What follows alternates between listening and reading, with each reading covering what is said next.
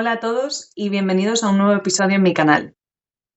Hoy tengo la suerte de estar acompañada de un compañero que se llama Jairo. Jairo es un profesional de la seguridad alimentaria y de medios de vida y también es especialista en gestión de riesgos de desastres. Dentro de poco, Jairo, que ahora mismo se encuentra en Nicaragua, va a ir a una nueva misión en Sudán. Y entonces hemos querido aprovechar este tiempo antes de que Jairo se vaya para poder hablar un poco sobre la gestión de riesgos de desastres y enfocarnos un poco en los desastres naturales. Antes de introduciros de nuevo a Jairo, hablar un poco sobre la gestión de riesgos de desastres se puede dividir en desastres naturales y desastres producidos por personas. Hoy queremos centrarnos solamente en los desastres naturales y si hay algún interés para centrarnos en el otro tipo de desastres, siempre podéis dejárnoslo en comentarios y así podremos producir un nuevo podcast de vuestro interés. Y ahora sí que sí, Jairo, bienvenido y muchísimas gracias por ponerte hoy a disposición para poder explicar de una manera un poco sencilla algunas claves de cómo es esta gestión de los desastres. Bienvenido. Bueno, gracias por la introducción y la invitación, Andrea. Pues los desastres, tú lo mencionabas, ¿no? Hay dos tipos de desastres, los desastres provocados por el ser humano y los desastres naturales, ¿no? En ambos se pueden, vamos a decir, generar capacidades tanto a nivel de comunidad o a nivel de institución o a nivel de personas para poder prevenirlo. O en aquellos casos donde no se puedan prevenir demasiado, sí tener la capacidad de poder minimizar los riesgos o minimizar el impacto que tengan en las comunidades, ¿no? El tema de los desastres, vivimos en un mundo que es bastante cambiante, caótico, entre comillas, vamos a decir, porque de repente puede ocurrir un tsunami, un terremoto o la continua acumulación de una actividad del ser humano puede provocar un desastre. Te puedo dar un ejemplo. En Nicaragua ocurrió un deslave hace como 25 años, donde se le había cortado de manera rutinaria o de manera persistente la corteza a un volcán. Llegó un momento en que ya no había cobertura vegetal y ocurrió el desastre. Y fue lamentable, ¿no? Porque fue un desastre que creo que tuvo un impacto sobre una comunidad de unas 400 familias que desaparecieron. Wow. Eso podría ser un terremoto, eso lo que le llaman alud, ¿no? Eso podría ser un ejemplo de lo que es algo provocado por el hombre. Después puede haber un desastre, una subida de río, o una cosa muy natural, un terremoto, ¿no? En la Ciudad de México, en Tokio, en Chile, en Haití ya se sabe que ahí puede ocurrir, o en Caracas, ya se sabe que puede ocurrir, hay una falla, Managua también, hay una falla en la que ocurre un terremoto y va a botar los edificios, las casas y todos los adjetivos, o cómo decirlo, activos comunitarios. Para Pues, hacer un resumen. pues creo que es bastante buen resumen de lo que podría ser esta diferencia. ¿Quieres añadir algo más? No, lo que estaba pensando eran los desastres, ¿no? El gran tsunami que ocurrió en los países asiáticos hace como unos 20 años también, o incluso un poco más, que también es un desastre natural que fue de grandes proporciones y que tuvo un impacto masivo en diferentes países y que ocurrió así rápidamente. Aquí en Nicaragua hay un ejemplo también de lo que son las lagunas, ¿no? En la capital. La laguna puede desbordarse y poder inundar las comunidades aledañas que existen y provocar eh, inundaciones en, las en los cultivos, como los maíz, frijoles, que es el cultivo principal de las familias nicaragüenses, por darte un ejemplo, ¿no? Mm. Sí, yo creo que podríamos coger muchos ejemplos de diferentes desastres naturales que realmente han generado un gran impacto allí en donde han ocurrido y han dejado muchísimas ciudades devastadas, destrozadas y al final eso implica que hay un montón de gente a la que le ha cambiado la vida y que se encuentra de repente, de la noche a la mañana, en una situación de vulnerabilidad muy grande y expuestos a muchos peligros también, no solamente climáticos, pero también en temas de seguridad y en temas de enfermedades y de todo, ¿no? Y entonces es cuando en este momento ya no solamente es la ayuda para poder restablecer lo que es el entorno, ¿no? Sino todas las implicaciones que ello tiene para las personas que siguen allí, para las personas que han sobrevivido a ese desastre natural y que no solamente tienen que continuar viviendo allí, sino que además pues el resultado, el impacto de después eh, tiene que minimizarse para que ellos puedan seguir adelante, ¿no? Y entra ahí la ayuda humanitaria. Entonces, bueno, eh, con respecto a esto, yo te quería preguntar si nos podrías explicar un poco cuáles son los mayores desafíos a los que se enfrentan las ONGs humanitarias cuando ocurre esto y llegan a un sitio que está completamente derruido por el impacto de un desastre natural. ¿Cuál es el mayor desafío para acceder a todas estas zonas afectadas y sobre todo a las zonas más aisladas? Bueno, aquí sería muy interesante también dar un ejemplo de lo que serían desastres provocados por la humanidad o el hombre, ¿no? En su conjunto, que son las guerras, ¿no? La guerra es un ejemplo típico de que te provocan desastres y te provocan limitaciones en acceso. Enfocándolo solo en lo que sería un desastre natural, un deslave, una subida de río o una inundación o un terremoto, la mayor complicación viene cómo tú apoyas a esas comunidades que se han quedado aisladas con los principales acciones, ¿no? Para salvar vidas, como se le dice, que acceso al agua, acceso a la comida y acceso a protección en el sentido de dónde se resguardan, ¿no? Exacto, Ya sea un refugio. albergue, refugio, ese tipo de cosas. La mayor limitación desde un principio es cómo llegar si las carreteras o las vías de acceso están cortadas, están inundadas, están destruidas, están colapsadas. Y después es cómo se hace el balance entre lo que costaría llevar por aire la comida o el agua o los materiales para reconstruir eso, cuáles serían los mecanismos. Si se envía, primero tener acceso, ¿no? Si alguien, otra organización, las Naciones Unidas o el mismo gobierno central permite o da acceso a helicópteros, ¿no? Eso ya implica un gasto enorme. Pero eso es el primer tema a resolver, el acceso. ¿Cómo se lleva? Se lleva por tierra hasta determinado lugar y a partir de ahí se lleva a través de transporte alternativo que podría ser barcos o canoas o transporte fluvial propio del territorio o animales de carga o se organizan grupos de comunitarios que no han sido afectados o que han sido afectados pero que todavía pueden trabajar para poder llevar ese material a través del al hombro o con animales o lo que sea. Yo creo que ese es el mayor reto, cómo identificar el acceso, hasta dónde podemos llegar con camiones, hasta dónde podemos llegar y a partir de ahí podemos hacerlo a pie, podemos organizar como grupos de familias con animales o solo las personas o a través de embarcaciones fluviales o si es posible hacer una distribución aérea, cuánto costaría hacer esa distribución aérea, quién pagaría, quién pondrían los recursos.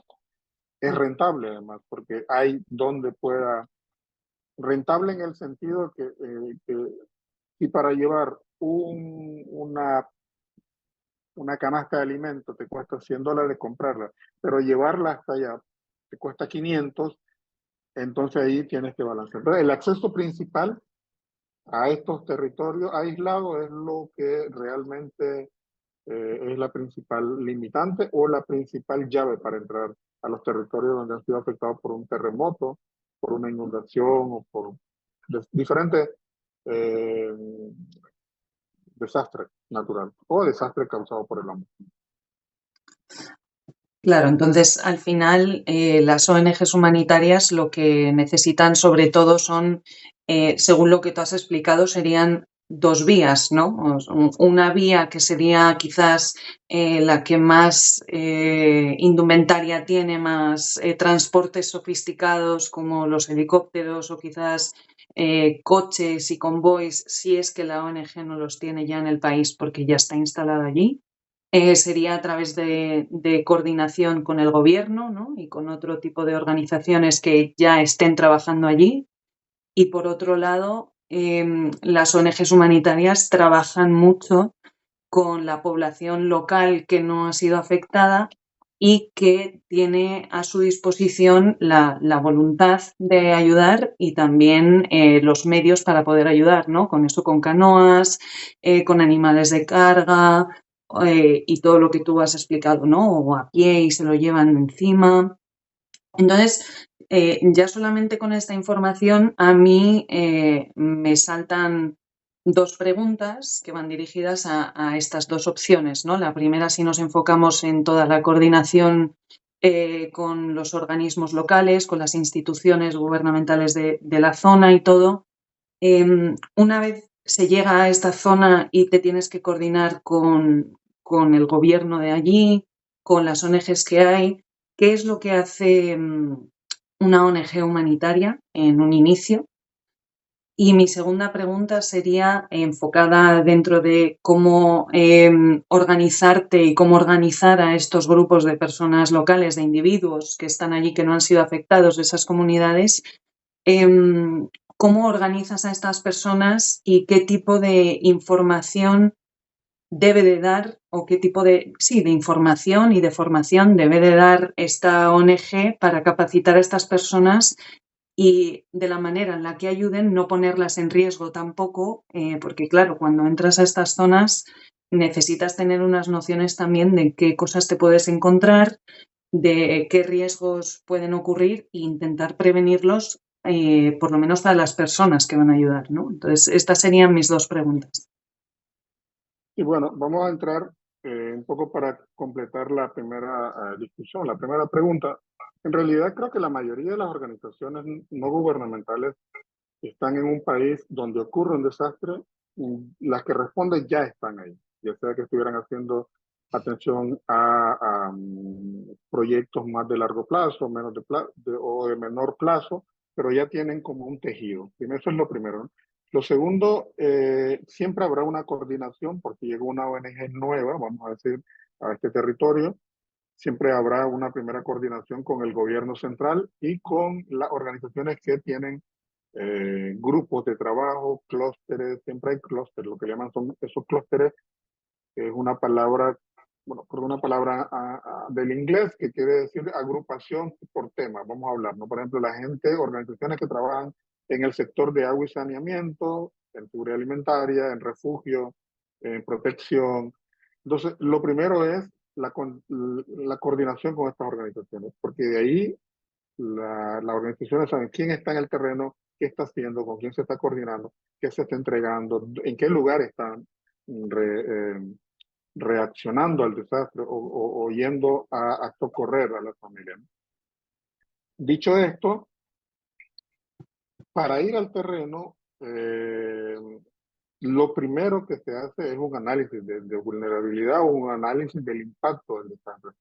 O sea, generalmente hay dos maneras, ¿no? Yo creo que se podría hablar de dos maneras. La primera es, tú trabajas en el este del determinado país donde hay 50 comunidades que han sido afectadas. Tú trabajas ahí porque siempre has trabajado ahí, porque es un sector vulnerable, es un área vulnerable, es un área que el gobierno central, conjunto con las Naciones Unidas y las organizaciones han decidido, porque los indicadores de nutrición, de seguridad alimentaria, de acceso al agua, son los más mm, bajos, ahí está trabajando. Entonces te toca reaccionar, porque ya estás ahí, entonces tienes que reaccionar, eres parte del tejido. que quieres reaccionar, pero no estás ahí, entonces te coordinas con organizaciones que están ahí, te coordinas con el gobierno. Y lo primero que tienes que hacer es enviar prácticamente un equipo para que haga un análisis de la seguridad, de acceso, de cuáles son las vulnerabilidades o las necesidades importantes, cuáles son las afectaciones. Entonces ahí recoges información, básicamente mandas al equipo, el equipo te tiene que dar un reporte en un par de días diciendo, este es el número de comunidades que han sido afectadas. Le hace falta este tipo de recursos, acceso al agua, todos sus puentes, todos sus accesos a agua, sus ríos han sido contaminados, o de las 20 comunidades que han sido afectadas, 5 son las que realmente han tenido destrucción total de sus pozos, de sus accesos a alimentos, todas sus parcelas han sido inundadas o han sido destruidas.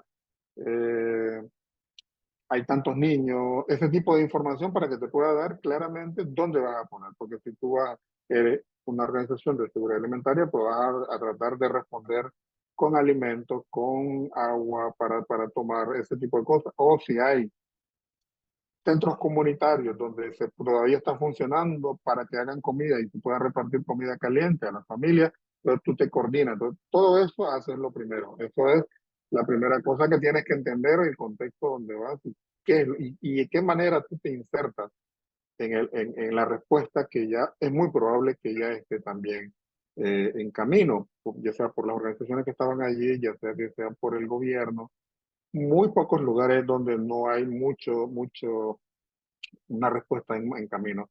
Siempre, incluso gente de las comunidades se organizan para poder responder. Y la segunda pregunta que se me fue, no, ¿puedes repetirla? Sí, la segunda pregunta es que tú habías mencionado que también lo que se hace para conseguir acceso a estas zonas que ahora mismo están bastante aisladas y afectadas es organizar a las comunidades que han sido menos impactadas de los Exacto. alrededores y con sus medios y con su voluntad ayudar o llevar el acceso hasta allí, ¿no? Entonces, mi pregunta era qué tipo de información desde la ONG se le da a estas personas para que vayan de una manera consciente a estos sitios, sabiendo qué tipo de riesgos se pueden encontrar, riesgos para la salud, riesgos para su seguridad física, que no solamente sean conscientes de ellos, sino que tengan en mente y que vayan preparados con una serie de protocolos que como ONG tienes ya porque has trabajado en otros desastres y que tu responsabilidad ante estas personas es dárselos para que vayan informados, ¿no? O sea, ¿qué tipo de información se le Exacto. daría a estas comunidades voluntarias? Bueno, hay que ver o sea, yo miraría dos ángulos en esta pregunta, ¿no? La primera es que creo que las organizaciones en la actualidad, y a partir de hace, no sé, 10 años, creo que han empezado a integrar el manejo de la gestión de riesgos a las comunidades, porque son las comunidades, son las familias las que tienen que estar preparadas, porque al final son las que viven allá, son las que están más de cerca con la exposición al riesgo. Y cuando ocurre el desastre, son las primeras que reaccionan. Y ya sea salvando, ayudando a los que están más afectados o informando a las alcaldías, a los municipios, a las gobernaciones, a la, incluso a las organizaciones, ¿no? Porque tienen comunicación, sobre todo ahora que hay las comunicaciones inalámbricas, el teléfono móvil, el WhatsApp y todo, para informar. Entonces, bajo este escenario, lo que te pueden ocurrir son dos opciones o dos caminos, ¿no? Por decirlo de una manera. Una es que tú llegas a una comunidad de las 5 o 10 que están afectadas o de las 20 y te digan, mira, estas 15 están afectadas, pero las que están peor son estas 5 que están a media hora, 30 minutos o están a 100 o 50 kilómetros. Y no hay hay dificultad para acceder en carro, hay dificultad a acceder de lo que sea. Y ahí entonces esos mismos líderes tú te organizas para saber, okay, qué es lo que hay, cuántas familias, esa información tú la estás subiendo también, la estás compartiendo con la sede central de tu organización y a la vez se preguntan exactamente lo que dice, o sea, cómo es cómo se puede llegar a pie. Hay problemas de seguridad, si se manda a una persona a la organización, se podría tener peligro de que le pase algo. Ahí tú evalúas con ellos, te dicen sí, no. Aquí, ¿cuál sería el método más fácil, más seguro para poder acceder a ella? ¿Con quién tendríamos que hablar? Porque todo lo que tiene que ver con acceso no es solo físico, sino también quién te permite el acceso, quién te ayuda a acceder a ella, ¿no? Y en ese sentido yo creo que más que formarlo desde las organizaciones es un diálogo de saber, porque ahí estamos, o sea, nosotros llegamos y decimos, podemos traer apoyo en términos alimentarios, tenemos en términos de salud, por ejemplo, si hay personas que han sufrido por los impactos del desastre, sin embargo, no conocemos exactamente. Entonces, allí quienes se vuelven los principales actores son las comunidades y los líderes comunitarios porque saben claramente cómo llegar allá, bajo qué riesgo, qué tipo de vehículos, qué tipo de peso, porque si tenemos que caminar y llevar un primer contingente de ayuda, ¿cuánto se puede llevar? ¿Cuánto tiempo? ¿Qué tipo de botas? ¿Qué tipo de calzado? ¿Qué tipo de ropa? Entonces, es como un diálogo. Entonces, lo que no tiene que hacer la organización es decirle si la persona, los líderes dicen, miren, llegar allá a pie con 10 kilos cada persona o 5 kilos de peso cada persona, nos va a tomar 3 días. Y nosotros en la ONG llegar y decir, no, yo camino, yo he subido todos las montañas del mundo, y yo puedo llegar allí en un día y puedo cargar 25. Eso es lo que no se puede hacer. Porque siempre hay que tener claridad que estas personas conocen mucho mejor que nosotros esos detalles, ¿no? Entonces siempre hay que seguir y llegar a un diálogo en el que la organización tiene que tomar la humildad y la decisión de decir, aquí yo no conozco, y además no es que yo como personal de la ONG haya subido todos los grandes picos de la Tierra, pero es que yo no soy allí el Superman, vamos a decir, sino que va un grupo, vamos 5, vamos 4, vamos 10, vamos 9, vamos 8, es un contingente que va a apoyar y llevar los primeros auxilios, entonces tiene que haber un balance para que vayan todos al mismo ritmo, ¿sí? Me explico. Ujú. Eh, Eso sería básicamente. O sea, al final lo que me queda claro, tanto en la coordinación con el gobierno como también en la coordinación con las comunidades locales de ahí, es que lo más importante es que cuando llegas de fuera para asistir a estas personas afectadas es una comunicación clara y también el dejar que las personas que están allí y que conocen el desastre vayan dando ciertas indicaciones de cuáles son las zonas más afectadas, de cuáles son las que necesitan más ayuda para poder brindar el apoyo técnico que la organización humanitaria o los servicios que haya den, ¿no? Claro, porque yo creo que la clave acá es decir qué puedo aportar yo a lo que ya se está haciendo. Ujú, Y aquello que se está haciendo puede ser o muy poco o mucho. Puede ser que ya cuando lleguemos a las zonas más afectadas ya hay ahí una pequeña comisión comunitaria, con una organización local, con una cooperativa, incluso con una representación de iglesias católicas, evangélicas o en países musulmanes de las mezquitas. Quiero decir, y a partir de ahí decir qué podemos nosotros aportar para que todo vuelva a la normalidad o empujar ese camino hacia la normalidad. Yo creo que esa es la clave, es decir, cómo podemos aportar y qué estamos haciendo y cómo nos podemos integrar a esta respuesta ya para poder empujar, porque esa es la clave. Y las organizaciones llevan algo, sí que llevan algo, sí que aportan algo, pero esta aportación tiene que ir vinculada y tiene que reconocer lo que ya existe, como te digo, ya sea poco o mucho. Te voy a poner un ejemplo en Ecuador. Se iba a hacer la rehabilitación de un sistema de agua y la organización había llevado todo, listo, ya para montarlo todo. Y justo cuando llegas te das cuenta que hay unas partes que todavía están funcionando y que hay comunidades que ya están tratando de rehabilitarlo. Lo que necesitaban era material. Necesitaban realmente un apoyo rápido en material y que les apoyaran para terminar de rehabilitar todo el sistema.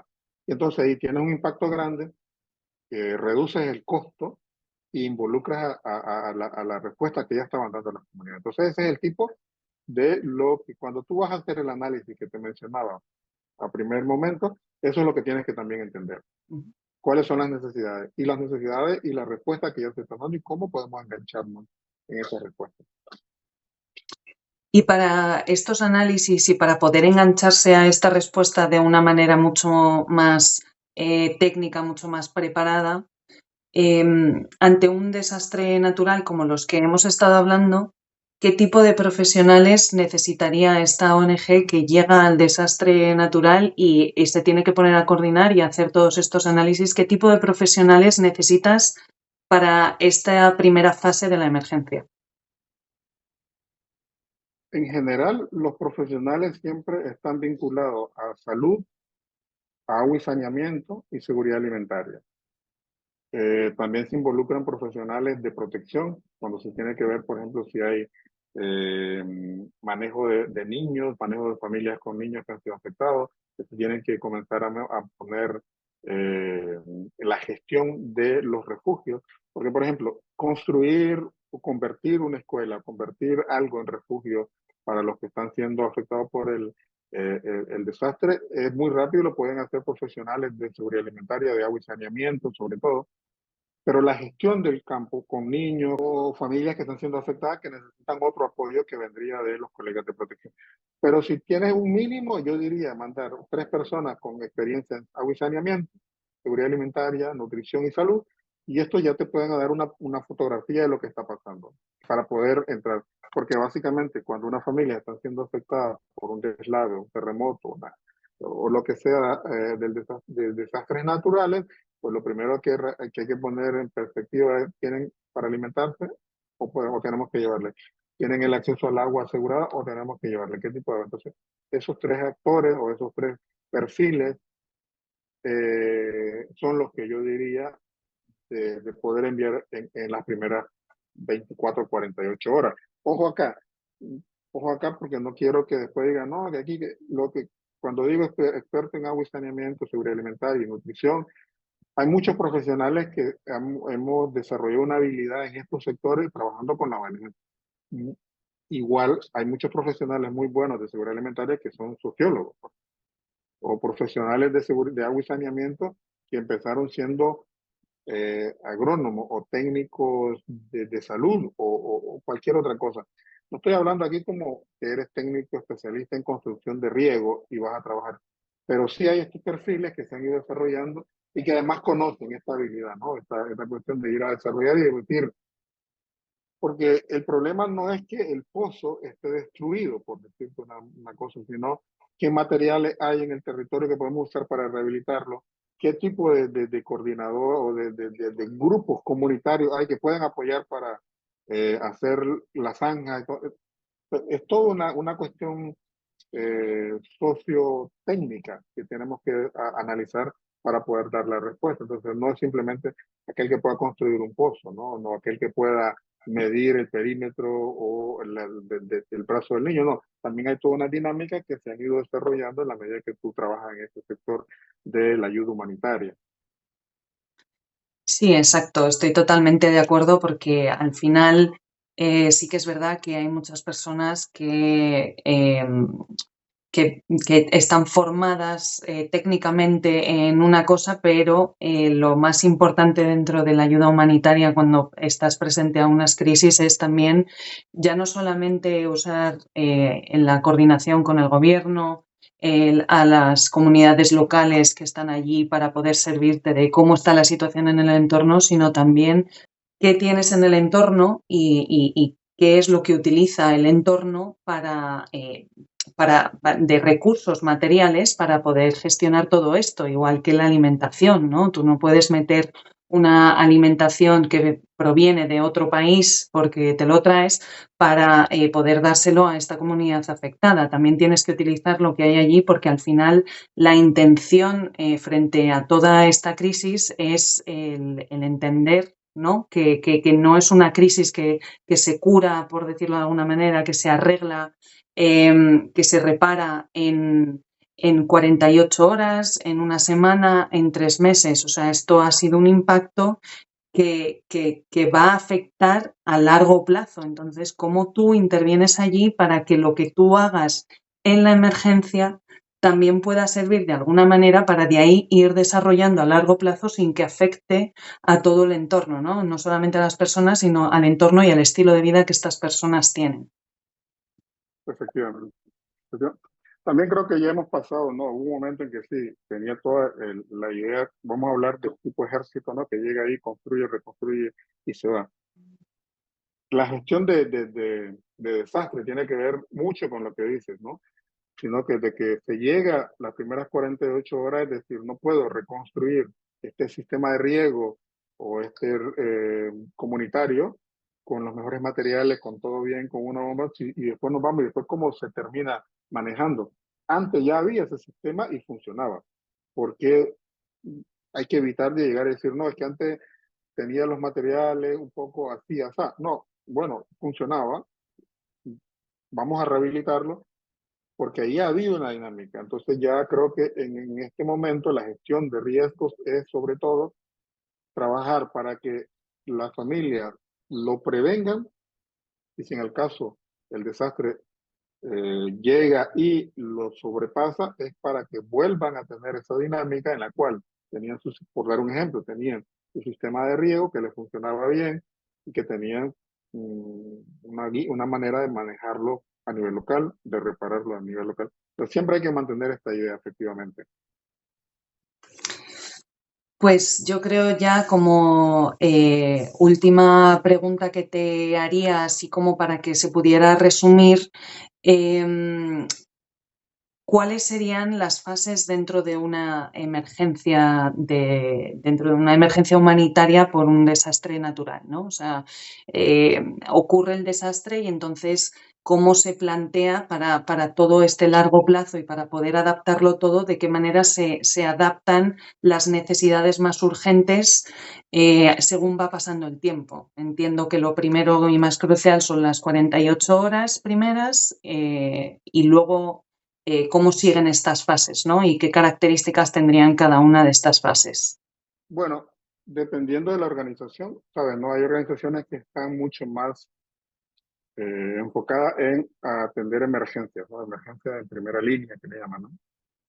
Que llama respuesta de primera línea, las emergencias que están ahí en las primeras 24 horas, primeras 48 horas, 72 horas. Después hay organizaciones que están en el medio y hay unas que responden, ya vamos a decir, en la última etapa. De mi experiencia, hay como una gran primera, yo dividiría esto como en tres grandes fases, ¿no? Y la primera fase dividida en aquellas que responden en las primeras 24 horas, son organizaciones que están en el territorio o tienen la capacidad de desplegar un equipo en 24 horas, llegar al territorio del desastre y hacer el análisis, ¿no? Y en las primeras 48 horas tienen la capacidad de poder responder, que serían respuestas de primera línea. Son las que llevan a la alimentación, rehabilitan el primer pozo, vamos a decir, o el primer distribuidor de agua potabilizado, potable, gestionan o ponen en marcha un refugio, ya sea que reutilizan una escuela o reutilizan un lugar que han identificado para que sirva de refugio, o, o construyen uno desde el principio. Después están, y en 48 horas ya han entregado kits alimentarios, kits de protección para los mosquitos, por ejemplo, los animales que puedan afectar o que puedan ocurrir, ¿no? O ya han potabilizado agua. Ahora, una segunda etapa sería, ¿no? En el primer mes, donde hay que rehabilitar los medios de vida mínimos de esas familias. Estamos hablando de poder ayudarle a reconstruir sus casas si se han sido inundadas, destruidas, a reconstruir caminos, rehabilitar permanentemente pozos de agua. Esa cosa sería una respuesta de entre 1 y 3 meses. Uh-huh. Y después eso puede ir hasta 6 meses también, y hay unas que se pueden expandir hasta un año. Pero yo creo que una respuesta de emergencia debería determinar a los 6 meses. Porque a partir de 6 meses ya podría o se debería enganchar en una respuesta más de mediano o largo plazo. Ya tendría que ser entrega a municipalidades o a organizaciones que tienen ya mucho más tiempo trabajando en el territorio, o a cooperativas o a organizaciones locales. Entonces, yo dividiría eso, ¿no? La primera etapa, el primer gran periodo sería 12 hasta 72 horas, una respuesta pero muy rápida, muy concreta, muy de eh, realmente salvar vidas. Y después vendría un proceso ya de un mes a 3 meses para medios de vida mínimos rehabilitados. Aquella gente que estaba en el periodo, por ejemplo, de siembra de sus productos y se le perdió la semilla, se le perdieron los insumos, se le entrega para que pueda rehabilitar y pueda ese año no se pierda la cosecha porque tendrá un impacto en el resto del territorio. Si no producen, por ejemplo, tomates en un lugar donde se vende, donde el mercado del tomate es muy activo, donde hay empleos, hay comerciantes, hay mercados a nivel de la capital que dependen de eso, pues se le entrega. Y a partir de los 6 meses, entre los 3 y los 6 meses, pues se les ayuda a cerrar procesos, a cerrar eh, conexiones con mercados, si es posible, o apoyarle a determinados momentos de la cosecha que necesiten apoyo con financiamiento o que necesiten apoyo para almacenar, ¿no? Para darles material para cómo procesar algún determinado producto. Éramos eso, ¿no? Entre esas 72 horas, 72 horas que son cruciales o que llegan organizaciones que son súper rápidas, hasta un mes, después de un mes a 3 meses, y 3 meses, pues ya hasta 6 meses más. Vale, genial. Pues nada, quería agradecerte mucho que hayas podido explicar tan bien también todas estos aspectos claves de cuando sucede una emergencia de un desastre natural, cómo las organizaciones humanitarias responden ante estas situaciones de crisis, ¿no? Eh, Creo que ha habido muchas cosas que yo creo que se pueden resolver con todo lo que tú has hablado, muchas dudas, y quizás ha esclarecido un poco, ¿no? Una imagen de cómo se debe de responder desde el lado de las ONGs y su colaboración con distintos grupos a este tipo de situaciones. Así que nada, para los que nos estáis escuchando, espero que haya sido un poco más claro para vosotros en todo el tema de respuesta a desastres naturales, cómo las organizaciones humanitarias funcionan, cómo responden, los tipos de profesionales y aspectos clave que se tienen en cuenta ante estas respuestas para, si queréis algo más específicos en todos estos temas, porque da para rato, o queréis saber qué tipo de organizaciones están a cargo de todas estas en todas estas fases de respuesta que Jairo ha mencionado, en estas primeras 24 horas, en el primer mes, en todas estas fases, también nos lo podéis dejar en comentarios y responderemos a todas vuestras preguntas. Y bueno, esperamos que os haya gustado, que os haya servido, que os haya dado un poco más de claridad y sobre todo que os haya ayudado a entender un poco más cuál es el rol de las ONGs humanitarias ante la respuesta de desastres naturales.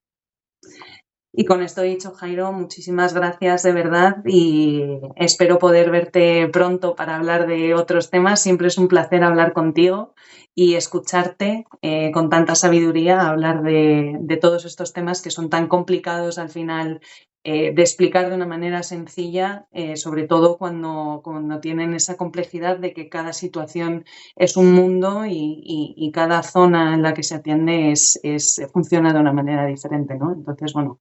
Gracias por hacerlo de una manera tan clara y por prestarte para poder explicarlo. Bueno, no, nada, gracias. Creo que fue interesante el tema, sobre todo ahora que se ven mucho esta situación de desastre a nivel global, ¿no? Hay varios desastres y varios focos afectando a las poblaciones.